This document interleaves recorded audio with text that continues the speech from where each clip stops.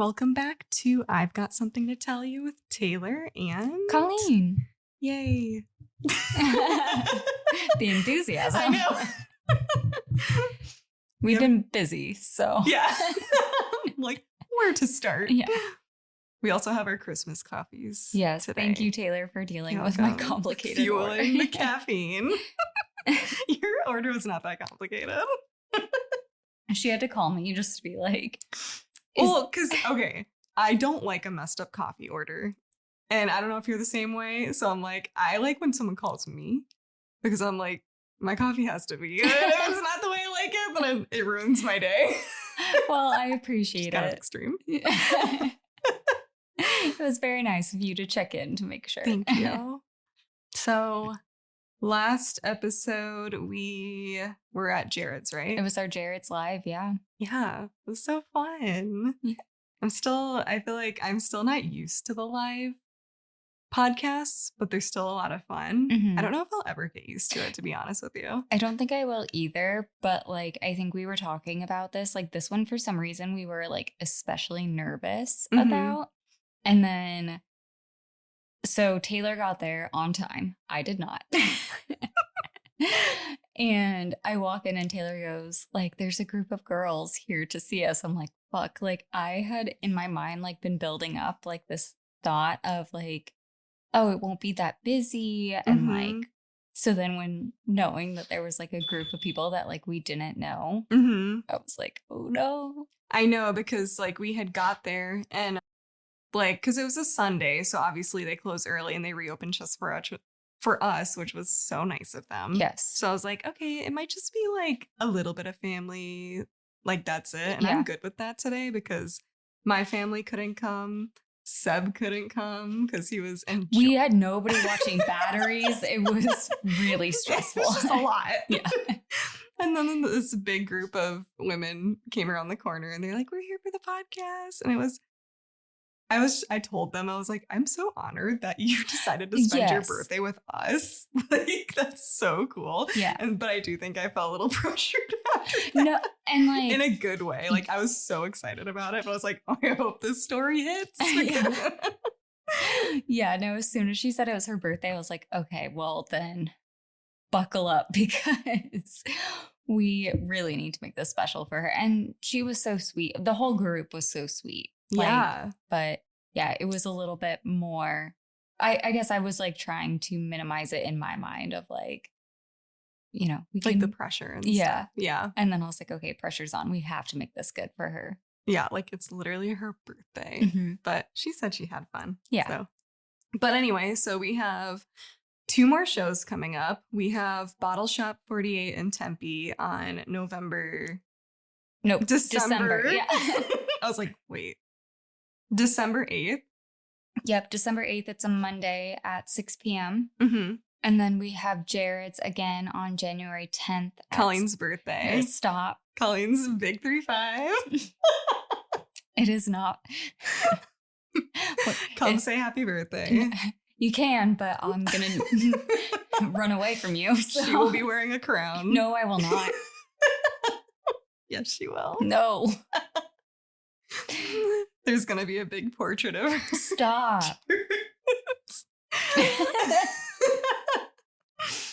It's actually going to be a projector and it's just going to be like my different God. pictures. Taylor, she knows this is like my biggest So nightmare. funny. I love other people's birthdays. And it's not that I hate my birthday. I just don't want that. Like, You just don't like the attention. I think I like attention. You just, well, then what about it? I don't know. Like, I mean, but I want it like subtle. Like it doesn't, because then if you like project my face, I'm gonna be like, okay, that wrinkle wasn't there before. And my hair is out of place. Like I'll just start self. They would obviously be good pictures of you. There are no good pictures of me. Yes, there are. Okay. You know I'm what? sounding a little pick me, so I need to stop. Pick me. More like pick on me. But it's okay. We'll move on. Okay. So I have. Wait, am I going first? Or Yeah. was that only live shows where like, who goes first? Whatever you want it to be. Okay, I'll go first. Okay. So, Oh, wait. I have something to ask you before we get started. So sorry. No. Before we get into the creepy stuff, have you been watching any of the BravoCon? I haven't. I've been watching on like reels and stuff, but I haven't actually watched it on Peacock. Our queen, Paige. She didn't go, right? She didn't go, but she is there in spirit because if you remember last year, she rocked the like no pants look where like she was wearing like the really every single person is doing that this year. They're a year late. I felt like you would appreciate that. I would. Oh, that actually kind of reminds me. And I mean, if this gets too long, we can cut it. But so like I told you, I was watching Southern Charm because she was on it and I was kind of watching it backwards. And it was just funny because I mean, I love Paige. Yeah. And I love Summer House. But like I watched throughout all of Southern Charm and at the end, like in the reunion, I was almost feeling bad for, wait, what's his name again? Wes? Oh, no. Jesse? No. Kyle?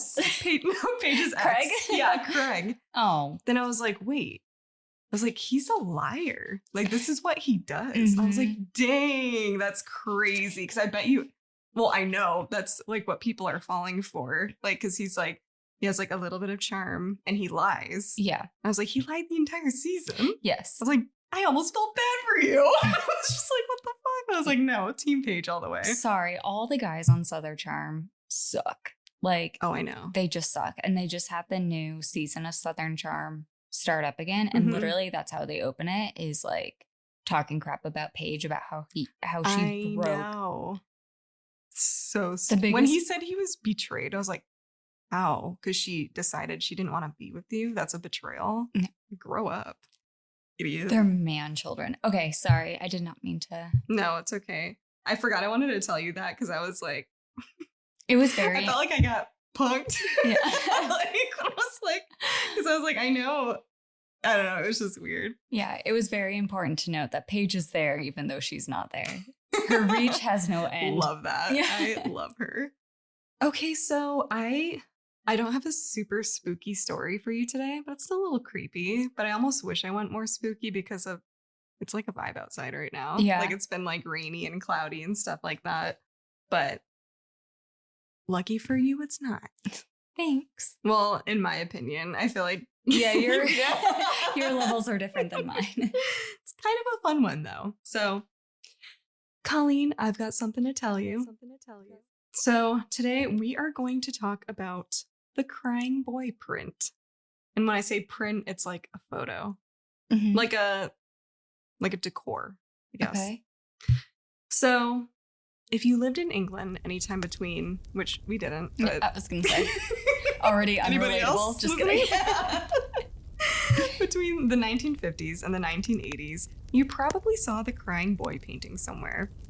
Hanging in someone's hallway, sitting in a thrift shop, or leaning behind a stack of old frames in your grandma's house.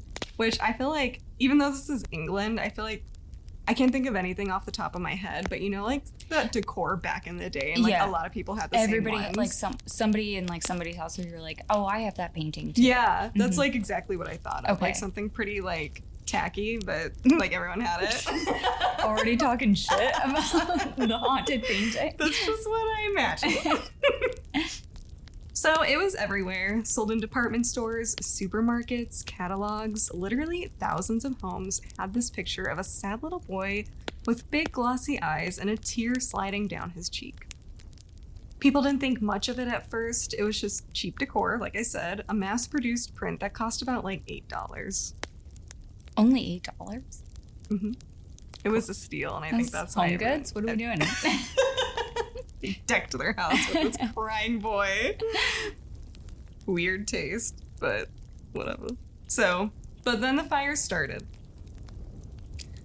So, between the 1960s and 70s, the earliest stories came quietly from firefighters. Different fire brigades in different areas started noticing the same odd detail when they would go to when someone would call the fire department because their house was on fire.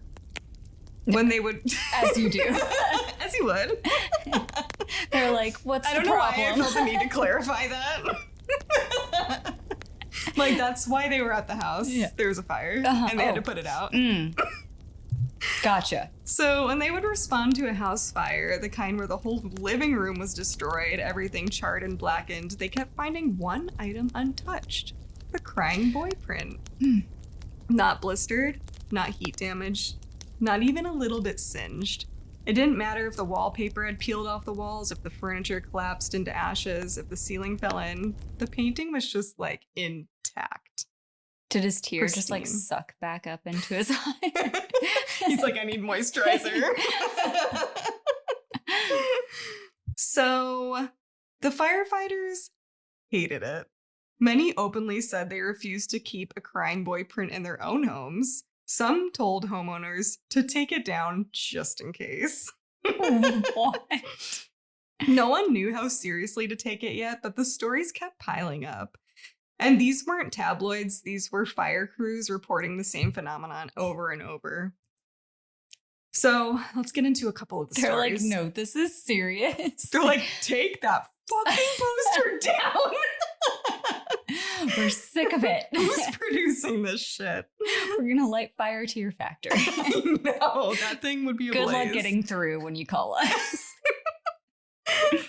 So one of the stories, it happened to a family in northern England in the mid-70s. They had a cozy little living room, low ceilings, wood furniture, one of those old wooden display cabinets full of knickknacks, and on the far wall hung the crying boy print. They bought it because everyone had one, not because they particularly liked a sad child watching them eat breakfast.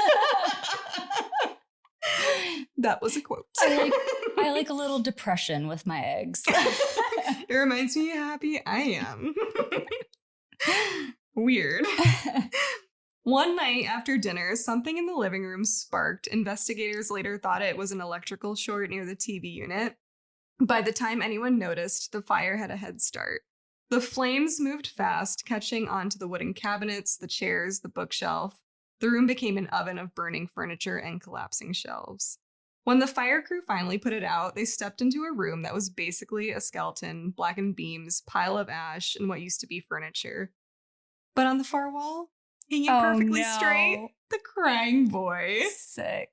I feel like he's almost doing it like, He's like, oh, you said that you had to put it on another fire? do you want me to play tiny violin? What a bitch. I know. I We- okay, kind of like him a little bit. I'm not gonna lie. Kind of Maybe like it'll that dude. yeah. Do you want Christmas gift idea? Get you one? No, you. Oh no. I don't want one in my house. I don't want it. Why would you give me that? You like him, you said. Not. I don't want my house to burn down. I respect him. Okay. I also don't want a Robert doll or Robert. Why do I keep getting the name? Is it the No, right- there's the Robert doll. Robert, The okay. Robert and the Annabelle. feel like I kept calling him Billy or something. You kept calling him something else. And I forgot about that till you said that. I'm so sorry. It's like, it's Robert. So the wooden frame around it was scorched and the wall behind it was completely black, but the print itself, the glossy image of the sad little boy, untouched, not bubbled, not melted. Thing. A firefighter in the area supposedly told his colleagues, every time we see that picture, it's the only thing that walks out alive.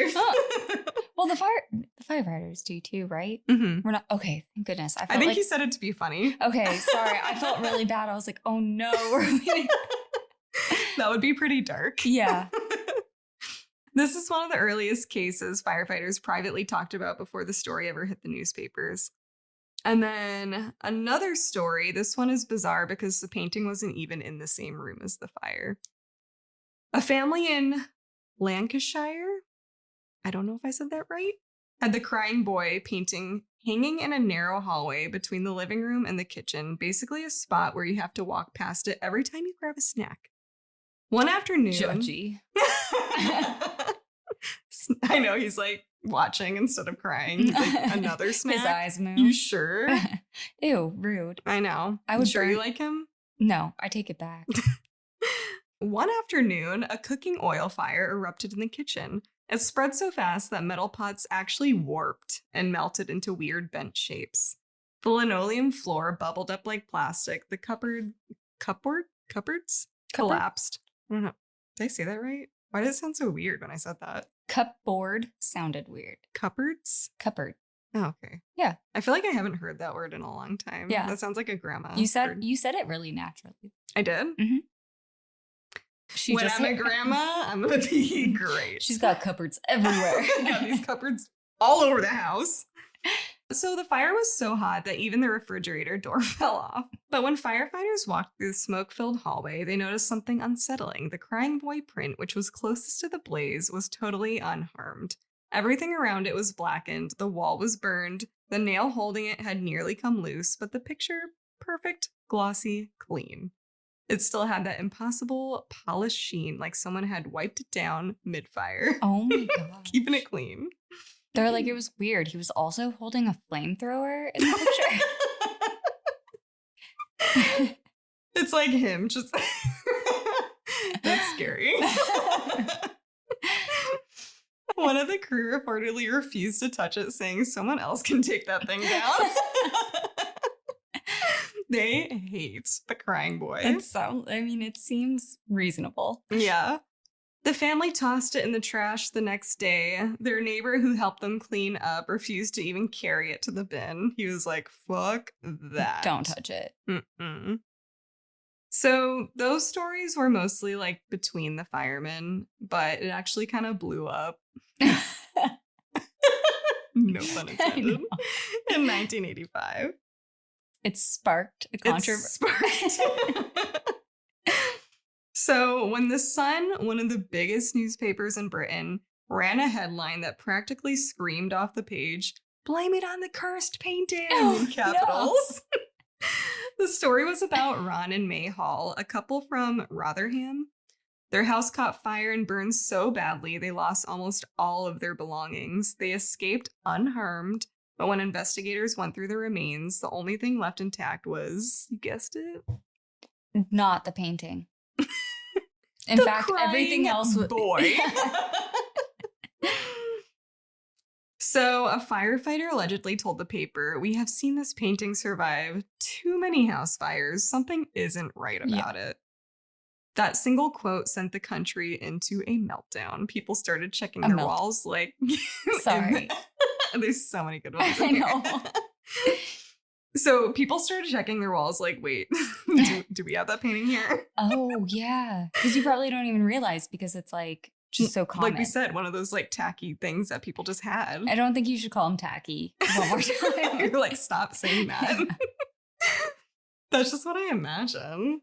So a bunch of people ended up having it and getting rid of it, obviously, because they're like, what?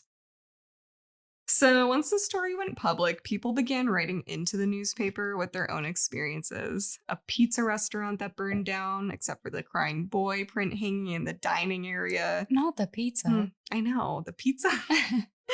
A home where the fire stopped right before reaching the painting as if something protected it. A couple who had 2 fires in 2 different homes and both of them had the painting. Oh, they no. were both good. Really? A family who claimed the painting fell face down during the blaze, protecting it like it knew what it was doing. It's like, fire. Stop, drop, and roll. Some people even claimed weird bad luck before the fires, arguments, breakups, objects falling off walls, pets avoiding the picture. Oh, listen to the pets. The pets. Yeah. Whether true or exaggerated, the pattern was clear. People were freaked the fuck out about this painting. Families started throwing the prints away. Some burned them. How? Others... We'll wait for this next part. Well, not this, but... So others mailed them to the newspaper, begging them to destroy it properly. And because the Sun had always loved chaos, they actually organized a mass burning event. Publicly setting piles of crying boy prints on fire. A time to be alive, I feel like. I'm just like, okay, so it survives fires, yet they burn it. Well, I guess it's like the fires around it. It doesn't actually catch fire, though, in the house. Okay. Yeah, so I don't know. I don't know, man. It wasn't there. They threw dozens into the fire and they did burn. So that should have calmed everyone down, but it didn't. It went on for a while. Nobody wanted that print in their house. Mm-hmm. So let's get into the theories. Who was the crying boy? Where the fuck did he come from? So theory 1, the orphan who brought misfortune. The most famous story says the boy was an orphan whose parents died in a fire. Wherever he was sent, accidents and fires followed him, to the point that foster families refused to keep him. Oh. Yeah, that's sad. That would feel really bad. I mean, that's only one theory, so Okay, don't feel too bad. okay. Supposedly, the artist painted him because he was struck by how sad and lost the child seemed. Mm-hmm. He's like, inspiration. I love your tears. You look very sad. I know, love it. Theory number 2, the boy accidentally started a fire. Another version claims the boy accidentally caused a blaze that killed his family, and locals believed he was cursed. And when the artist painted him, the curse attached to the painting. That makes the most sense to me so far. Mm-hmm. I kind of like that one. Well, actually, hold on. Okay. So theory number 3, the child died in a car explosion. Some people say the boy died shortly after being painted in a car crash that involved fire. But then it's like, why was he painted crying though? Kind of weird. Yeah. I don't know how I feel about that theory. Theory number 4, a demon or spirit attached to the image. Not to all of the images though. I mean, that's a busy demon. I know. Unless there's a bunch of them. They're like No. the crying boy. Mm-mm. A deeply emotional painting can trap or attract energy. Since the boy is crying, the theory is that the painting stores sadness, grief, or restless spirit energy. This is popular in paranormal circles because cursed objects often have emotional anchors, which we know that. Yeah. So, theory number 5, the boy never existed. Art historians think the most likely truth is the boy wasn't real. He was a model the artist used, and the backstory was invented after the fires to match the legend. No verifiable birth or death records match any versions of the story. No, there's no way. There has to be something with Yeah. that painting to cause all of those fires. Yeah. But I didn't even look up. I was going to look up the picture, but I want to see. I don't want to see it. Okay. It's like a full-on close-up of the kid. Mm-hmm. I thought it was going to be like him at a park. Like, and then... I imagined like... I mean, this looks better than I imagined, I guess. Like, I was imagining like... Because it was back then, I was thinking it was like going to be like... I won't say the word again. But like pastels and like that kind of look, like the... I don't know. I feel like you saw that a lot in the 80s or whatever, but... So yeah. For people who can't Wait, visually... can I see it again? Yeah. But what I was going to say is for people that can't visually see it, you can Google search it or I will post it on TikTok. But anyway, that was the story of the crying boy. So we'll take a break and get into the true crime. And we're back. We're back, and Taylor, I've got something to tell you. So we're starting off in... Oh, okay. Sorry, you look like you already had a question. I was just moving my coffee. Okay. You're like, I didn't even start yet. I was like, the anxiety is already hitting. Okay, so we're starting off in January 1998. A fisherman is walking the shoreline near Port Douglas in Queensland, Australia. It's just a normal morning. He's checking the surf, looking for washed up shells, minding his business. Then he sees something half buried in the sand. He bends down, picks it up, and realizes it's a diver's slate. So basically, it's a small, like, waterproof notepad that scuba divers use to write notes to each other underwater. Like, just, hey, how you doing? Interesting. Mm-hmm. Across the slate in thick black letters reads, "Please help us. Monday, Jan 26, 1998, 8 a.m. To anyone who can help us, we have been abandoned on Agincourt Reef, 25 Jan 1998 at 3 p.m. Please help us. Please rescue us before we die. Oh, that's scary. That's where our story begins. Because today I'm telling you about Tom and Eileen Lonergan, the couple who were abandoned in the middle of the ocean. Dang. You're going to hate it so much. I was going to say that would literally be my biggest nightmare. And you're going to hate this so much. I already know I'm going to. Like, just the thought of it. Oh, yeah. Okay, tell me if you need a break. I got this. Okay. I have my sugar cookie latte. You can get through anything with a sugar cookie latte. I can do anything with this thing. So, Tom and Eileen Lonergan were teachers from Louisiana. They met at LSU, both majoring in education. Right after college, they get married and they both start teaching and built a quiet life together. In the late 90s, they decide to join the Peace Corps. And so this is something that's kind of cool about them is they kind of have this like adventurous side, but they're not like thrill seekers. They are both very much described as like being like cool, calm, collected, organized. Like they do everything by the book. But so when they joined the Peace Corps, they were stationed in Tavula, a tiny Polynesian island where they taught school, lived in a small house, and spent every free moment they had diving. Eileen had been an experienced... Can I tell you a fun fact really quick? Yeah, of course.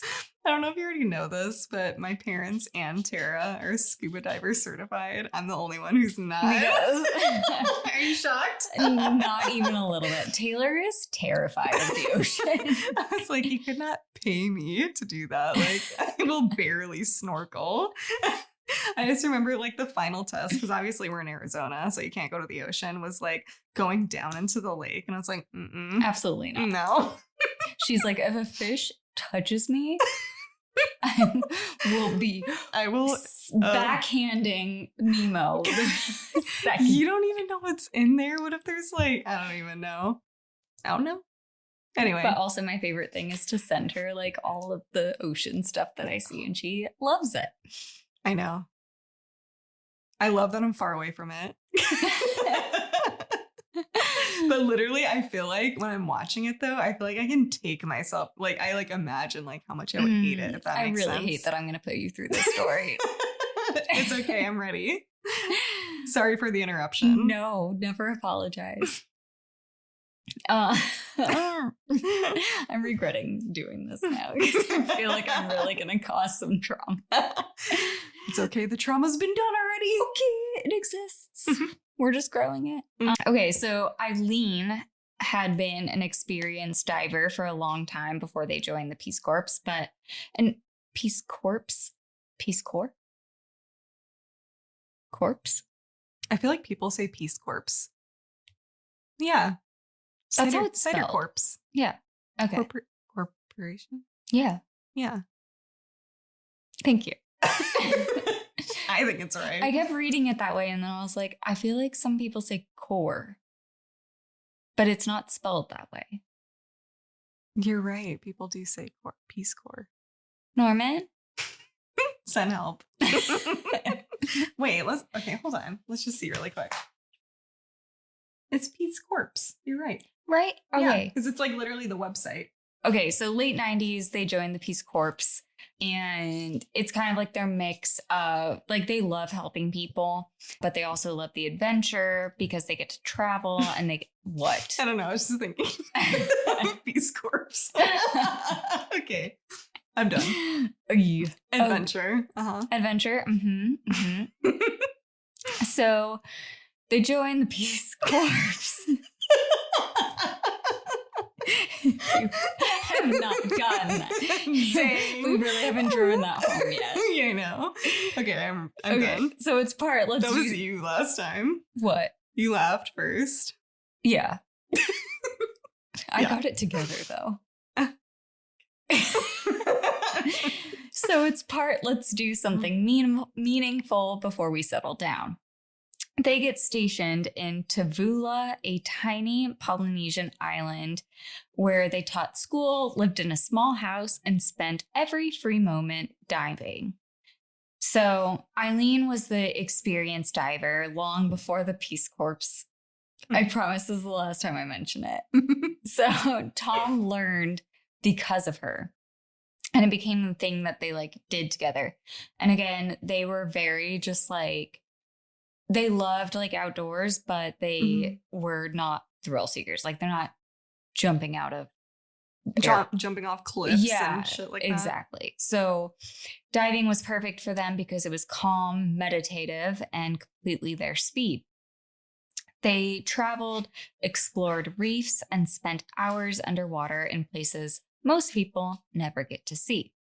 Or want to see. For Tayler, want to see. So when their when their Peace Corps term ended, they didn't want to rush home. They island hopped their way back, diving at each stop, giving themselves time to breathe before returning to normal life. By January 1998, they were on their very last stop before flying home, Australia.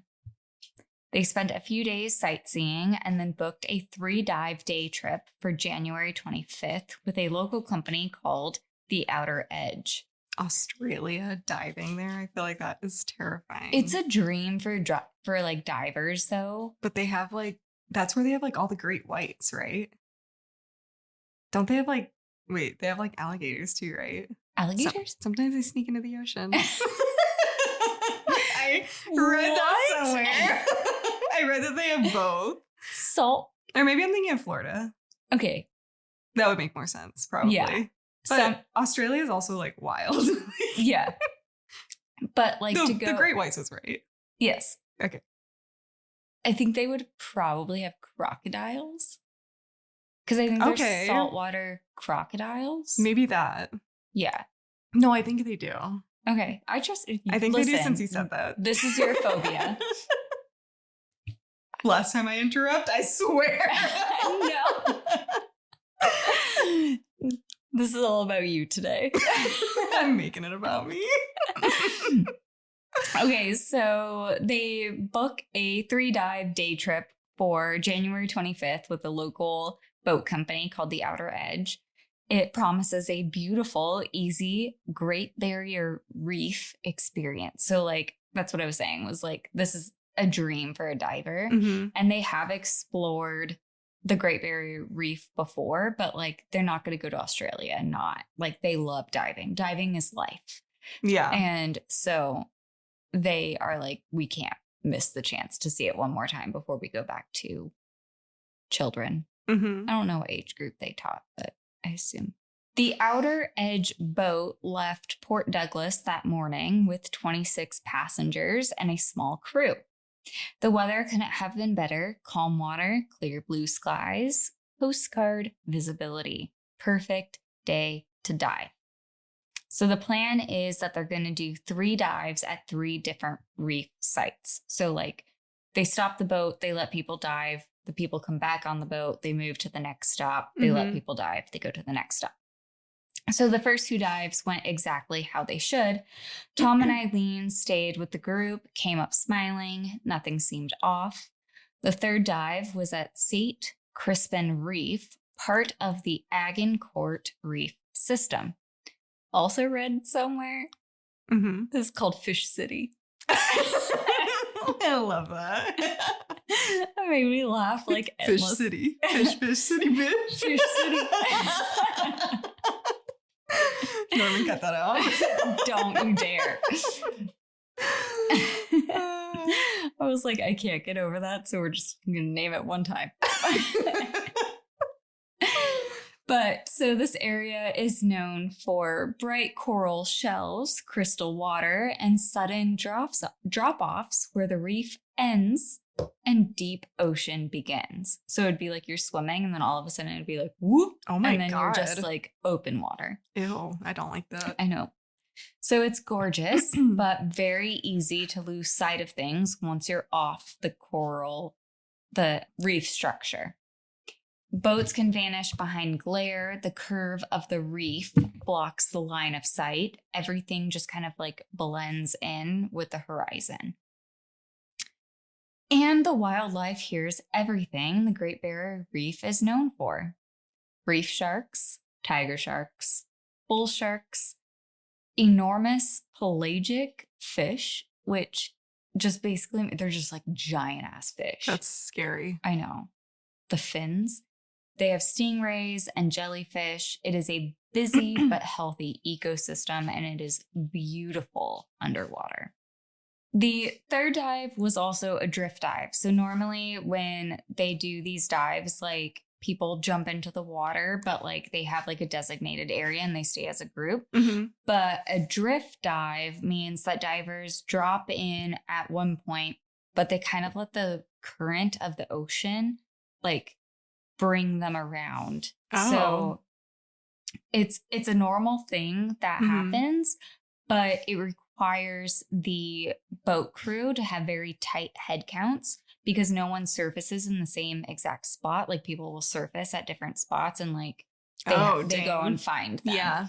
So Tom and Eileen entered the water with the group. Their dive was normal, no complications.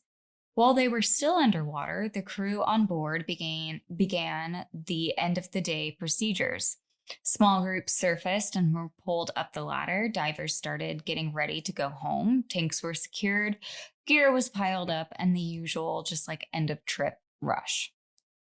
And then the crew started head counts.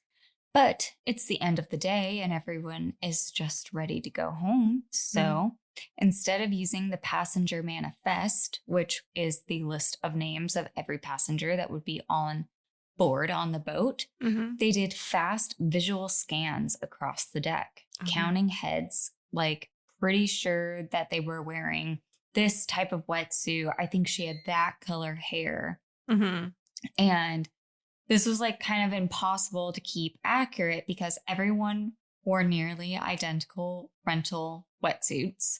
Everyone had the same style tanks and masks, and half the women had blonde ponytails or similar hairstyles. So a quick glance across the benches could trick anyone into thinking the right people were back on board. Two crew members noticed immediately that the numbers weren't matching. They said something and they flagged it. But instead of stopping the boat, instead of going down the manifest name by name, instead of doing the most basic safety step, they accepted the count looked close enough. Oh my God. That's crazy. Close enough. Close enough and close enough. I need exact. Yeah. They're like, we got most of them. Yeah. We're good. So the skipper turned the boat back towards Port Douglas, and that single choice sealed Tom and Eileen's fate. Because by the time the couple finished their dive and surfaced, the outer edge was already too far away to see.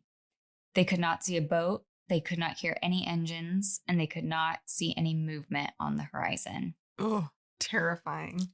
On the boat, as far as the crew was concerned, everyone was back. Tom and Eileen surfaced into open ocean, alone, invisible, and already drifting north with the current. The outer edge reached Port Douglas that afternoon. Passengers disembarked. Gear was rinsed, tanks unloaded. Another routine day done. And Tom and Eileen were not reported missing that day. They weren't reported missing that night. It wasn't until the next morning, almost 24 hours later, when a crew member noticed two full tanks still strapped in their spots and two empty spaces on the wetsuit rack, right where Tom and Eileen's suits should have been drying. Their gear was the only one that were not returned. That's when the crew finally realized something was very, very wrong. So like they had two tanks, meaning that they would have come back and gotten a full tank again because of the amount of time that they were out. So they're like nothing was adding up as far as like the gear. Yeah, which you would think closing up, they would count that, not wait till morning. No. But they also should have counted the people on the boat and they didn't. So not surprised. So let's talk about what those 24 hours actually meant for Tom and Eileen. So in the open ocean, it does not take hours for it to become lethal. It takes minutes. The horizon in the Coral Sea is unimaginably flat, which is where they were at. Water and sky blending into the same color. Once a boat moves even a few hundred meters away, the glare of the ocean erases it.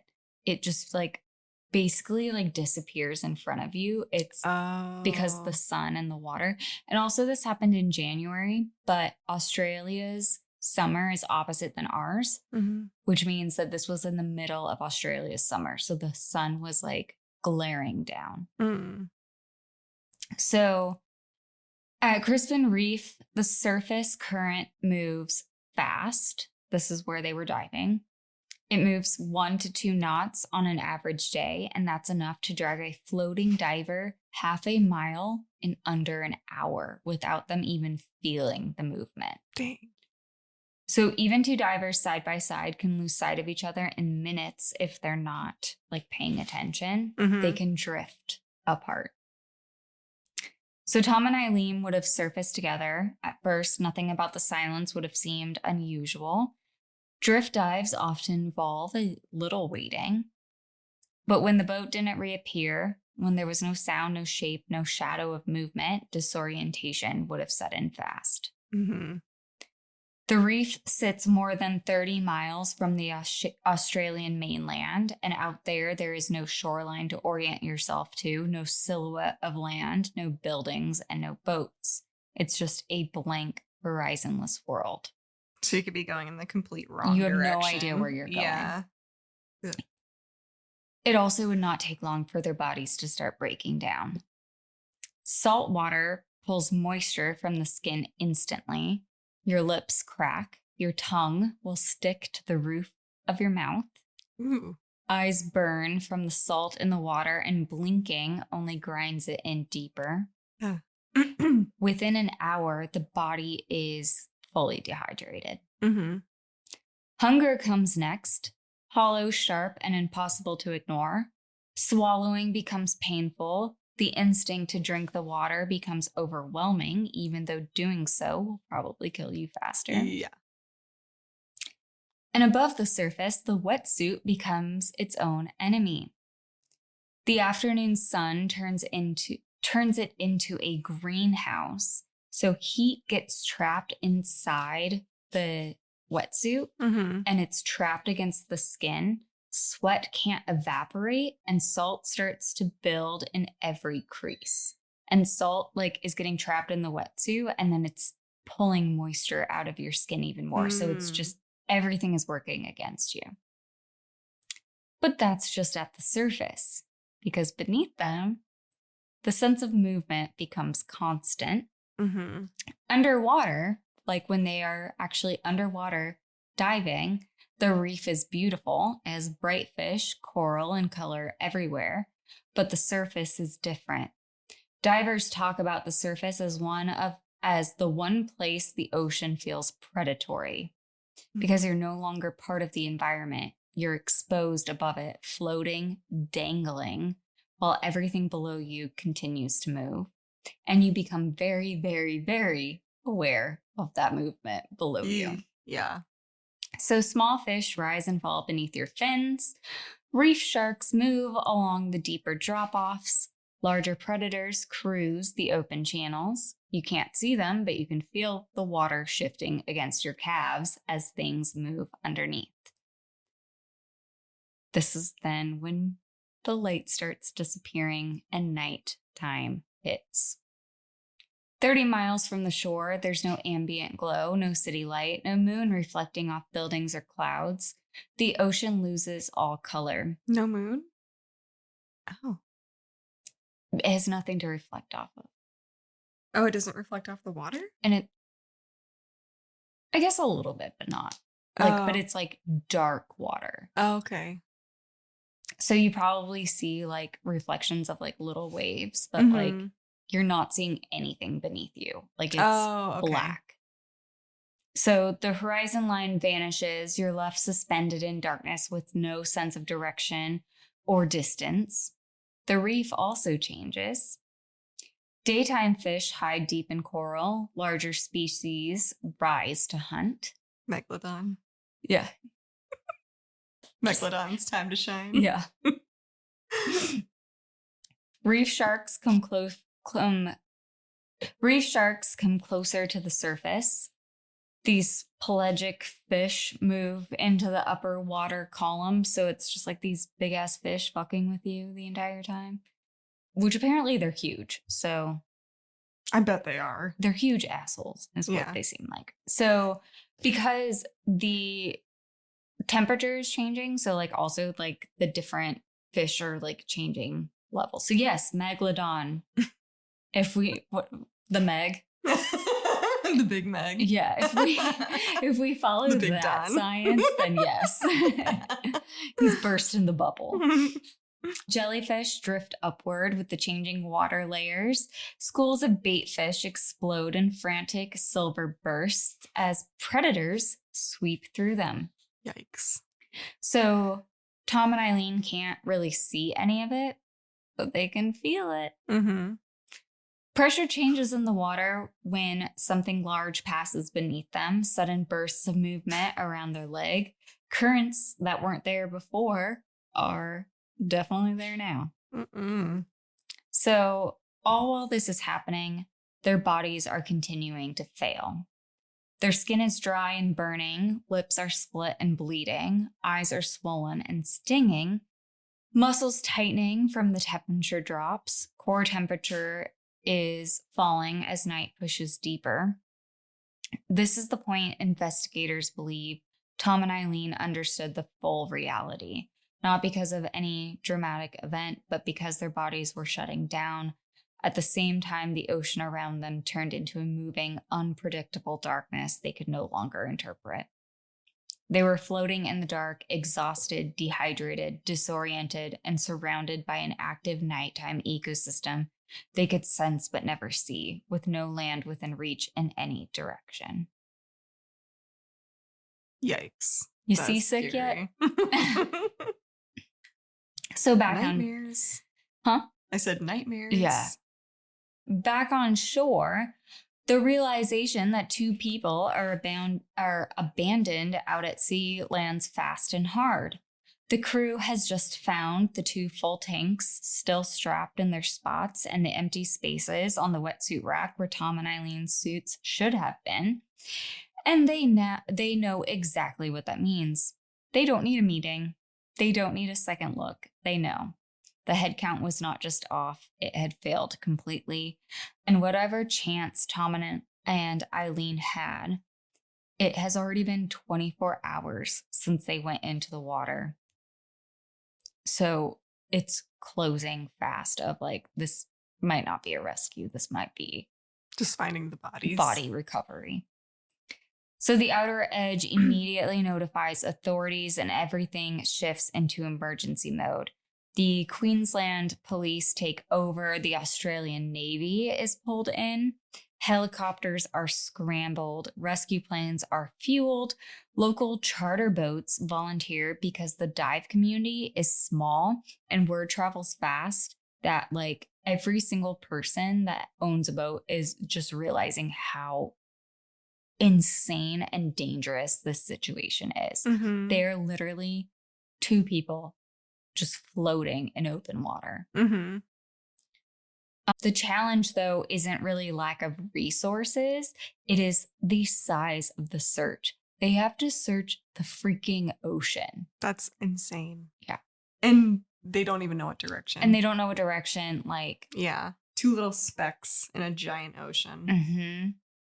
So St. Crispin Reef, Fish City, like I said, sits more than 30 miles off the coast. The water between reefs is a maze of deep channels, fast-moving currents, and open stretches where drift patterns split and travel in all different directions. In 24 hours, Tom and Eileen could have been carried miles. They could have gone north towards like the Coral Sea Basin. They could have gone east into deeper like open water, or they could have been just like bounced between all of these channels. Like they have no idea where to even start. Yeah. So search planes fly grid patterns over hundreds of square miles. Boats scan along every reef edge, every break, every place where anything might have surfaced.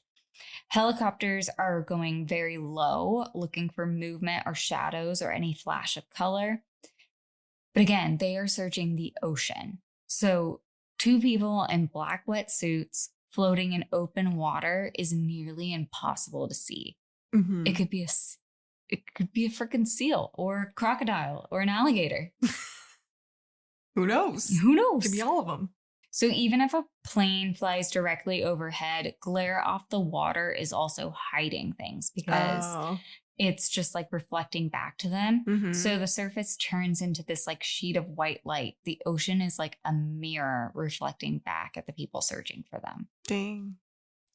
So all day they search into the night, into the next morning. They have no sighting, nothing. Not a single sign of Tom or Eileen. All the while, investigators and rescue teams know something else, something they don't say out loud that first day, but it sits underneath every decision they make. If the Lonergans are still alive, they are fighting against everything the open ocean does to the human body. The dehydration, the exposure, confusion, exhaustion. And again, with every hour that passes, the likelihood of survival is drifting away. On the 4th day of searching, they finally found something. The first item they recover were weight belts. It's a thick lead belt divers strap around their waist to stay neutrally buoyant underwater. These washed up miles from St. Crispin Reef, Fish City, carried by currents that sweep north along the reef system. But weight belts don't just fall off. Divers remove them intentionally when they're trying to conserve energy at the surface or stay afloat for long periods. Finding them separated from any other gear told investigators something immediately. Tom and Eileen were alive long enough and conscious long enough to start making decisions in survival mode.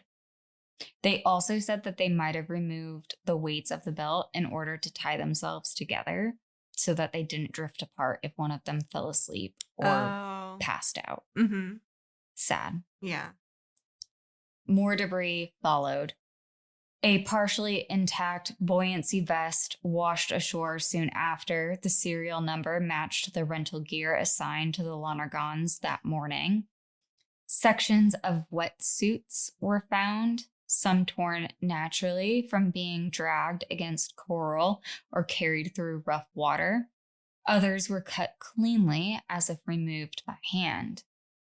Divers sometimes cut away parts of their wetsuit when the heat becomes unbearable in the afternoon sun, or when the neoprene, so the material that is the wetsuit is made out of, which I don't know if you've ever put a wetsuit on. Mm-hmm. I have not. I've seen housewives stick to you. Yeah, I've seen housewives struggle to do that, and it looks rough. I mean, yeah, it looks hard.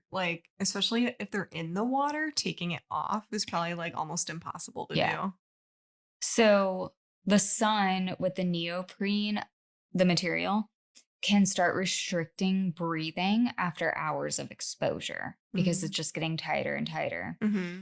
The cuts that they found suggested that the Lonergans survived long enough to feel the intense overheating, the dehydration, and the swelling that makes the rubber feel like it's shrinking against the skin. Mm-hmm. Investigators pieced all of this together with the currents, the weather, and the condition of each item. Every recovered piece was consistent with people who were fighting.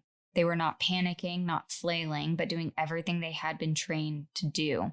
Shedding weight to stay afloat, adjusting gear to cool their bodies down, trying to keep themselves buoyant as exhaustion set in, and they were trying to survive. Mm-hmm. Again, there is a physical reality no one could ignore. After 3 days in open ocean, the human body can't keep going. Between the dehydration, the temperature changes, the constant motion, and the physical toll of staying afloat, the body starts shutting down whether you want it to or not. Muscles fail, judgment slips, vision blurs. Even experienced divers can no longer hold their head above water without effort, and the ocean doesn't stop moving just because you're tired. So when debris began washing ashore in different locations, investigators knew two things with absolute certainty. The currents had carried Tom and Eileen far from the original dive site, and surviving past those first 2 or 3 days would have been nearly impossible. Despite the gear coming in, there was still something missing, the one thing everyone hoped for, even when they knew the odds. There was no sign of Tom, and there was no sign of Eileen. So, once the debris starts coming in, the search officially shifted from rescue to investigation. The Queensland police took over the case completely. Their job was now to figure out how 2 experienced divers vanished on a commercial dive trip that should have had multiple checkpoints preventing exactly this. The first place they looked was the outer edge. They pulled the boat's records, the manifest, the dive logs, every scrap of paperwork the company had. What they found was shocking. Literally nothing matched. Head counts were inconsistent. The manifest wasn't cross-checked before leaving the dive site.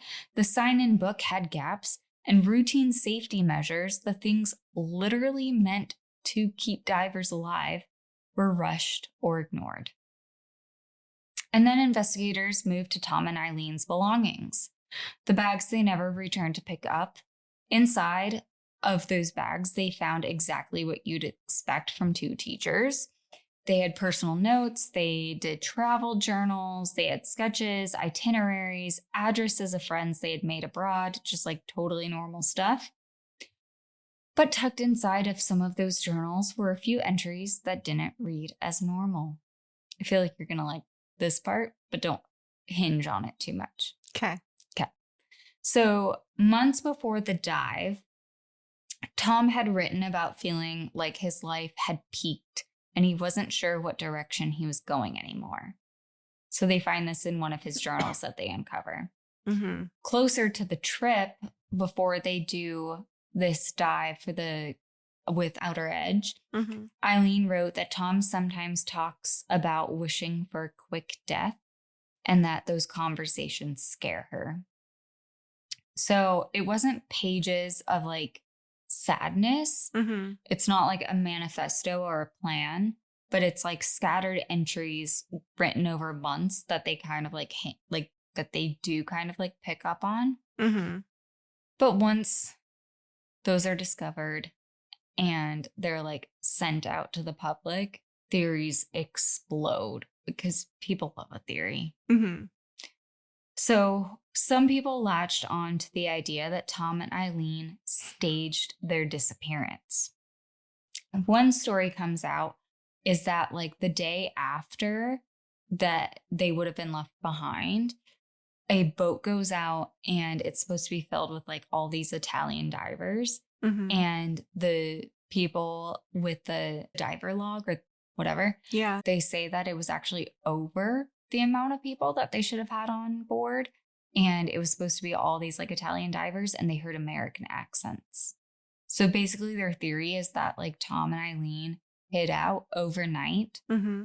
to just jump onto another boat to stage their disappearance. Oh. There's absolutely no way. Yeah, because like, I don't know, that doesn't make sense. That's like a wild approach. Well, because also the company just like didn't check for them too. So Yeah. it's like, you can't forget about that. Well, and like, how would they know that they didn't do, yeah, exactly. Like that they didn't do the head count like Mm-hmm. appropriately, but also like who's going to willingly stay out in open ocean water in Australia where you can drift like you can drift wherever. or you're just risking a shark attack? Mm-hmm. Just Like- to get on a Italian boat. Wait, what was that? Was that the theory? It was the theory is that they stayed overnight just to jump onto another like diving boat. Mm-hmm. but it just happened to be like a bunch of Italian Oh. people. But they heard like American accents on the boat when they hadn't heard any when they like arrived. Oh. Okay. So really reaching. Yeah. Others pushed the angle that there was a suicide pact between the two. So suggesting that Tom killed Eileen at sea and then let himself drown. Now, the press loved these angles. Of course they do. Yeah. Also, the Outer Edge is getting sued for malpractice. So the attorneys representing the Outer Edge loved them even more because if Tom and Eileen wanted to die, then the dive company wasn't responsible for abandoning them. But investigators looked at the whole picture instead of a few dramatic lines in a journal because we've all had those dramatic days of like... I know, I was going to say, I'm like, that just sounds like a normal journal. Yeah. Which obviously get yourself search for help if you are having... You're allowed to have feelings. Yes, you're allowed to have feelings, but like search for help if you're having darker feelings. But again, we've all had those where you just got to journal it out. You just have to like... And you're like, woo. Yeah. Yeah. You got to have that breath. Mm-hmm. Okay, so investigators are like, no. We're going to look at this whole picture because it's not just a few dramatic lines in a journal. Also, keep in mind, I don't think I said this. She was 28 and he was 33. Mm-hmm. So they're fairly young. Mm-hmm. Like, and I say fairly in a way of like, that's young. Yeah. Yeah. We're 35 and I feel like we're young. Mm-hmm. So there's a few key things that would indicate somebody that actually wants to disappear. And none of this is adding up. So the investigators look at their bank accounts, which were untouched. Their passports were still with their luggage. No money was pulled. No flights were booked. No signs of a plan to like fully disappear. Mm-hmm. They were making appointments for when they got home. They wrote to friends about jobs and routines that they were excited to return to. Biggest piece of evidence was the dive slate. This was a message written in desperation. It is a timestamp, a location, and a plea for help. No one writes a message like that if their goal is to vanish. Mm-hmm. So, with two missing bodies, the coroner has to get involved because they have to have like some type of death. And they are at this point saying that these people are dead. Mm-hmm. So at the coroner's inquest, experts reviewed everything. They recovered gear, the ocean conditions, the drift patterns, the journals, the dive procedures, and the coroner rejected every alternative theory that had been floated. His conclusion was very clear. Tom and Eileen died from drowning or exposure after being abandoned at sea. Their deaths were preventable, and the cause was negligence. Based on that finding, the skipper of the Outer Edge was charged with manslaughter. The trial that followed was long and messy. The prosecution argued that the skipper had failed to perform the most basic duty of a dive operator, ensuring every diver who went into the water came back out. The defense claimed it was a collective mistake and leaned hard on the journal entries, implying the couple might not have intended to return. In the end, the jury acquitted the skipper, so he was not charged with manslaughter, but that did not save the company. The Outer Edge pleaded guilty to negligence. They were fined, their reputation collapsed, the business shut down, and the Queensland dive industry rewrote its regulations from the ground up. From then on, every boat was required to conduct a roll call head count using passenger names. No more looks. No more blonde hair, red vest. Yeah. Mm-hmm. No more looks close enough. Good enough. So even though Tom and Eileen were never recovered, the dive industry changed because of them. And then, a few years later, the story was made into a movie. By Lifetime? No. In 2003, a film called it might as well have been though. Sorry, no disrespect to. Did you say Open Water? It's called Open Water. Okay, I've heard of that. I watched it for researching purposes. It wasn't good. No, it wasn't bad. Oh. Why do you think Lifetime movies are bad?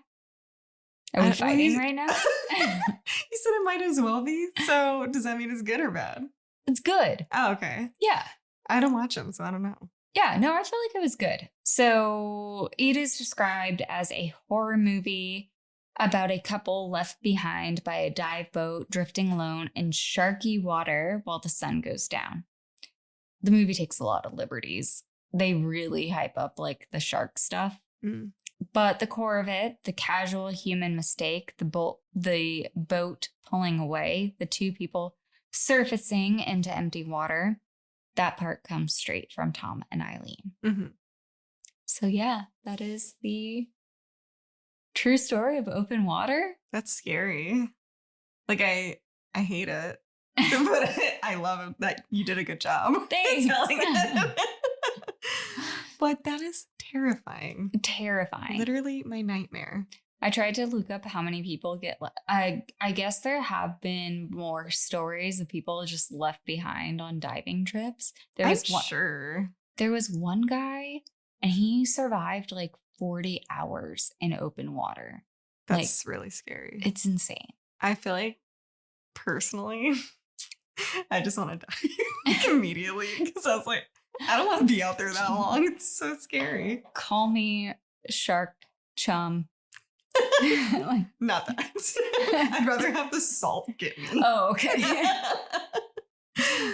Well, yeah, that was a good one. Thanks. So anyway, that wraps up this episode. And if you guys want to reach out on social media, you can reach out at IGSTTY pod. We are on Instagram, YouTube, and TikTok. Mm-hmm. And you can write a comment or DM us, or you can email us at IGSTTYstories@gmail.com. Mm-hmm. And yeah, if you're in the Phoenix area, Arizona area, come see us live. Yeah. And also don't forget to rate our podcast. Yes. It helps a lot. And thank you for those who have. Yep. All right. Thanks for listening. Later.